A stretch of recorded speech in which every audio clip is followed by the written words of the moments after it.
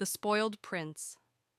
Once upon a time, in the grand city of Velmora, there lived a boy named Adrian. He was the son of the wealthiest merchant in the kingdom, a man who could buy anything, except the patience to teach his son humility.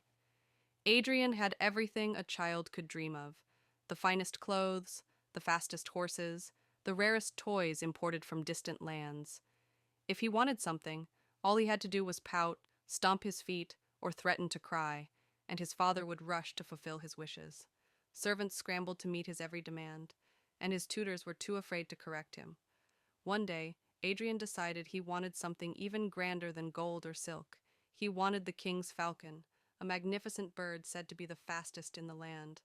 When his father hesitated, Adrian threw a tantrum so fierce that the entire household trembled. "I will die if I don't have that falcon," he wailed. Reluctantly, his father approached the king with an outrageous offer: a chest of rare jewels in exchange for the bird. The king, wise and unimpressed by spoiled children, refused. But Adrian was not used to being denied. Furious, he devised a plan. He would steal the falcon himself. That very night he snuck into the palace with the help of a frightened servant. He crept into the royal aviary, his heart pounding with excitement. The falcon, however, was not as easy to take as he had imagined. The moment Adrian reached for the bird, it shrieked and clawed at his hands. He stumbled backward, knocking over a golden perch, which crashed loudly to the ground. Guards stormed in within seconds. Adrian was caught, trembling, his spoiled confidence shattered. The king arrived, his piercing gaze full of disappointment. "A boy who has never heard the word no is more dangerous than a thief," he said. "So let him learn." As punishment, Adrian was stripped of his luxuries and sent to work in the royal stables, where he had to clean after horses and fetch water under the scorching sun. For the first time, he felt hunger, exhaustion, and the sting of discipline.